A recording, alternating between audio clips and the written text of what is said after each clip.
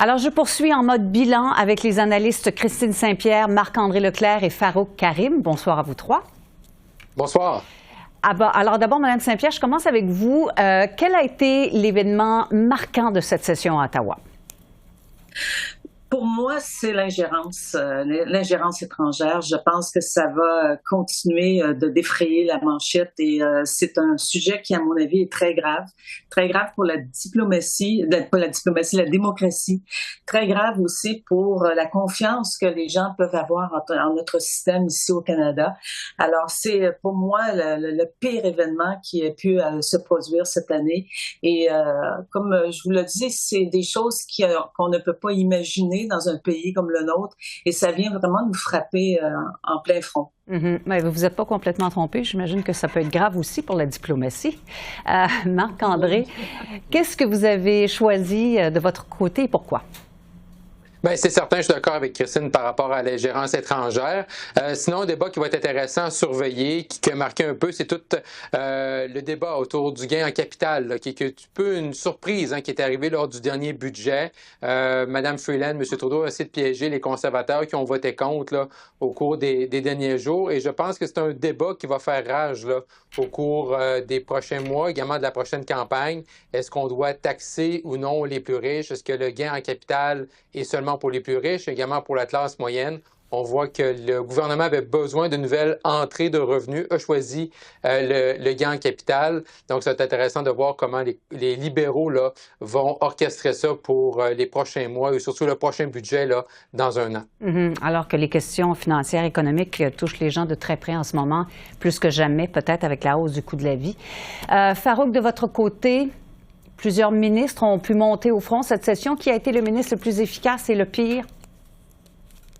Oui, sur les ministres, je crois que M. Leblanc est très efficace communicateur dans les deux langues. Il est très éloquent. En plus d'être un proche de M. Trudeau, il explique très bien les enjeux. Son problème, c'est qu'il est pris en ce moment, comme Mme Saint-Pierre l'a dit, avec un énorme problème, celui de l'ingérence. C'est un dossier qui, je crois, est très impopulaire auprès de la population. Les gens ne comprennent pas pourquoi on ne peut pas savoir ce qui se passe. Évidemment, il doit avoir des bonnes raisons de ne pas dévoiler. C'est ce que M. Leblanc répète. Mais malgré cela, ça risque d'être compromettant. Mais ce que je peux dire là-dessus, c'est que si ce n'était pas M. Leblanc qui portait ce dossier, ça pourrait être encore pire. Juste une petite parenthèse sur l'événement. Moi, ce qui m'a marqué pendant la session, c'est plutôt l'incapacité de ce gouvernement-là à prendre le contrôle de l'agenda. Son défi, c'est de rétrécir l'écart avec les conservateurs. Et manifestement, à la fin de la session aujourd'hui, il est à 20 points derrière et c'est un exercice manqué. Marc-André, vous êtes plutôt d'accord avec ça? Oui, tout à fait. Puis également, je pense que dans les personnes qui ont réussi à se démarquer du côté du gouvernement, je pense que François-Philippe Champagne là, tire bien son épingle du jeu. Du côté peut-être des ministres où c'est plus difficile, là, le ministre de l'Immigration, Mark Miller, là, confrontation directe avec le Québec.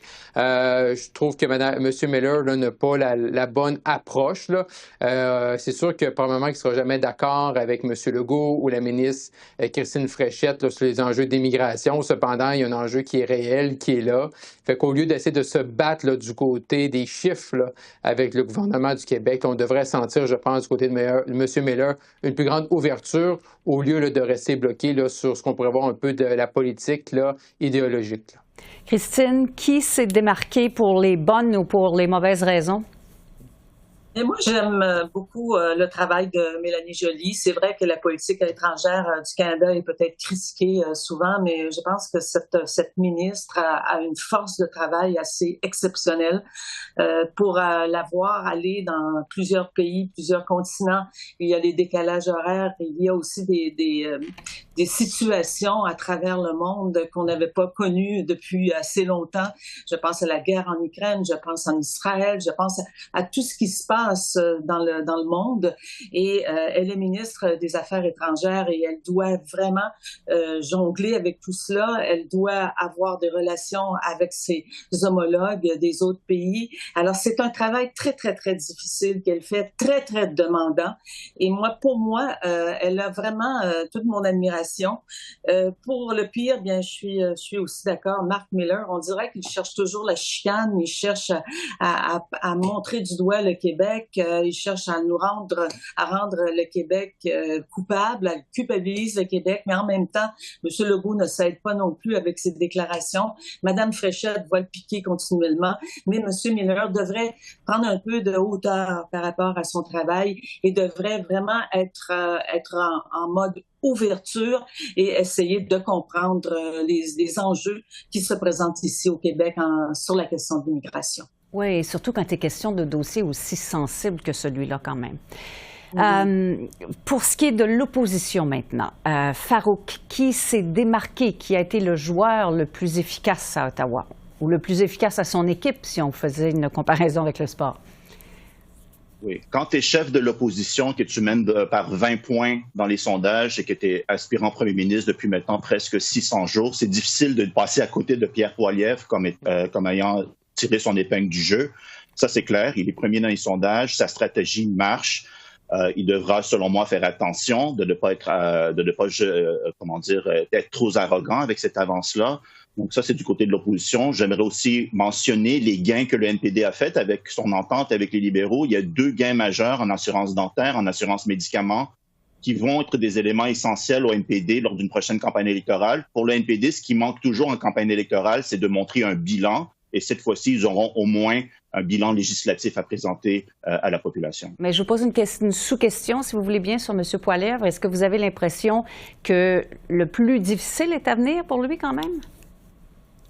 Oui, absolument. Une fois qu'on est premier, c'est plus facile de devenir premier que de rester premier. Donc, une fois qu'on est premier, toutes les spotlights sont sur vous. Il devra s'expliquer plus précisément sur plusieurs enjeux. Et c'est pour ça que je lui recommande de rester humble, de ne pas rester trop arrogant. Il a une discipline de message. C'est assez usuel du côté des conservateurs d'avoir une discipline de message. Il l'applique, il continue à le faire. Mais c'est sûr que d'ici à la prochaine campagne électorale, les spotlights vont être sur M. Poilievre. Le véritable test, finalement. Christine Saint-Pierre, est-ce que vous êtes de cet avis aussi? Oui, tout à fait. J'ai mis M. Poilievre en tête de liste parce qu'effectivement, monter de cette façon dans les sondages et maintenir cette avance dans les sondages, il faut quand même être assez solide en politique, mais il faut dire que le gouvernement libéral lui donne aussi ce qu'il faut pour... Lui rendre la tâche facile, vous voulez dire? Oui, peut-être la tâche facile, mais en même temps, effectivement, M. Poilievre doit être plus prudent sur ses déclarations, montrer aussi qu'il peut être un grand premier ministre du Canada, offrir aussi des solutions, ne pas juste critiquer. Présentement, il va venir ce soir à Montréal. D'ailleurs, il rencontre la communauté juive à Montréal. C'est la 3e fois qu'il vient à Montréal. Et pendant les derniers mois, depuis le mois de janvier, il est venu 7 fois au Québec. Et c'est une tournée qu'il fait pendant la fête nationale au Québec. Il parle très, très bien français. Les gens le reconnaissent. Alors, je pense qu'il peut continuer à faire ce travail de chef de l'opposition officielle, mais un travail qui serait peut-être un peu plus, qui pourrait démontrer qu'il est plus constructif qu'être un attaquant. Et je pense que ça l'aiderait peut-être plus au Québec parce que c'est la seule province où il n'est pas en tête au Québec. C'est le Bloc encore qui est en tête au Québec. Oui, mais on a vu les conservateurs au cours des dernières campagnes électorales faire véritable campagne de séduction au Québec. Et si vous me permettez, j'aimerais ça faire une petite mention spéciale pour Louis Plamondon, le député du Bloc québécois de Bécancour, pour sa longévité et son caractère. Et Marc-André, qui a fait le meilleur travail dans l'opposition, à votre avis? Un chef, un député? Ben, c'est sûr que je suis d'accord avec mes collègues, c'est difficile de passer à côté de M. Poilievre, mais j'aimerais ça parler de la chef adjointe du Parti conservateur, Melissa Lantsman, députée dans la grande région de Toronto, qui va être un lieu critique de la prochaine élection fédérale. Donc, j'ai trouvé que Mme Lantsman avait bien tiré son épingle du jeu, très efficace à la Chambre des communes, et elle aura un rôle extrêmement important à jouer, là, étant le visage des conservateurs dans la grande région de Toronto, là où les conservateurs ont besoin de faire des gains, là où eux, ils ont échoué là, en 2019, également en 2021. Ils n'ont pas le choix de faire des gains, par exemple, dans la grande région du 905. Donc, ils n'ont pas le choix présentement de faire des gains. Et Mme Landsman va être clé là, dans cette élection-là en Ontario. Sur ce qui a été accompli cette session maintenant, Christine Saint-Pierre, quelle est la meilleure initiative législative? Je vous avoue que je suis allée voir la liste 2024 depuis le mois de janvier, puis en termes d'inspiration, j'ai pas trouvé quelque chose à me mettre sous la dent, mais moi je retiens comme décision, c'est-à-dire cette décision de mettre enfin en place la commission Hogg sur l'ingérence. Il faut faire la lumière sur cette question-là. On a aussi décidé d'analyser le rapport du comité parlementaire.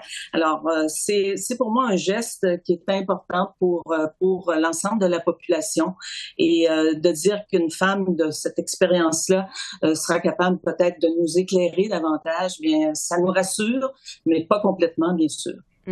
Marc-André, est-ce que vous pensez que c'est effectivement la meilleure initiative, la commission Hogg?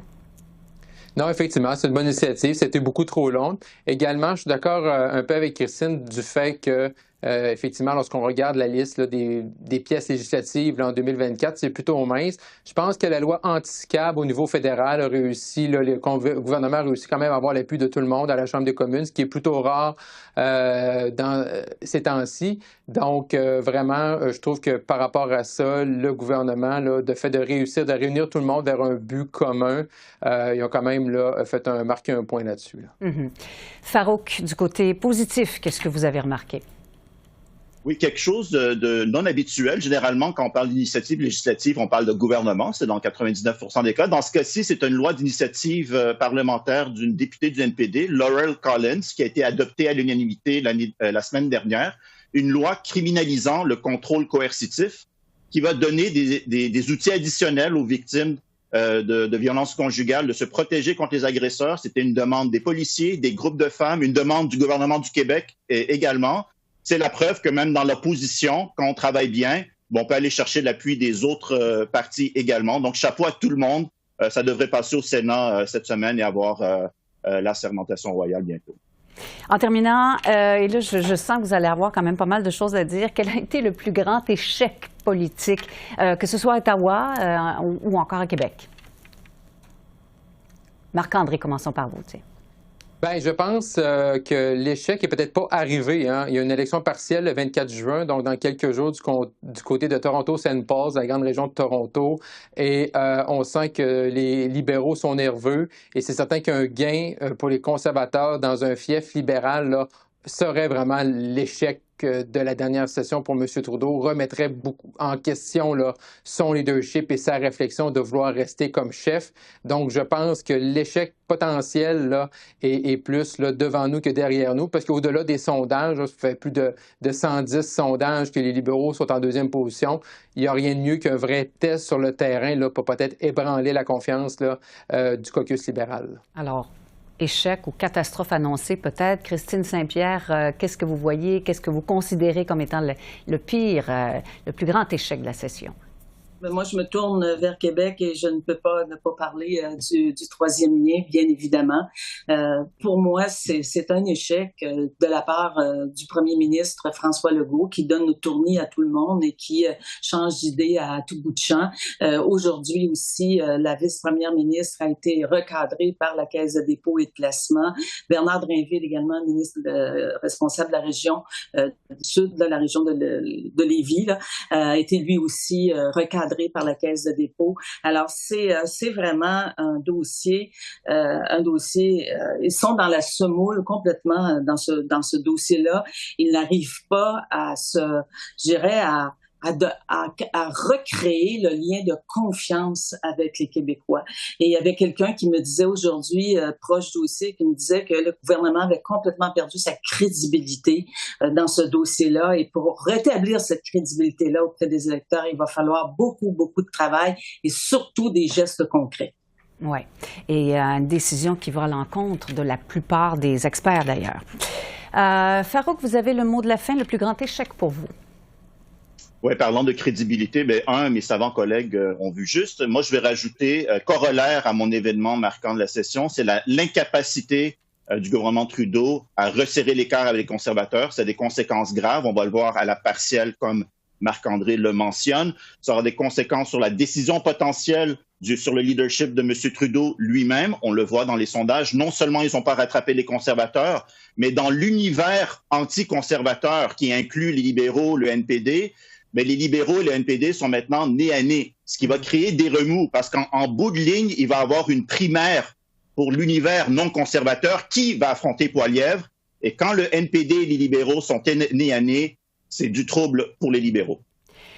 C'est ce qui termine cette ronde d'entrevue. Merci beaucoup à vous trois d'avoir été avec nous encore une fois aujourd'hui. Au plaisir de vous retrouver. Au revoir. Au revoir.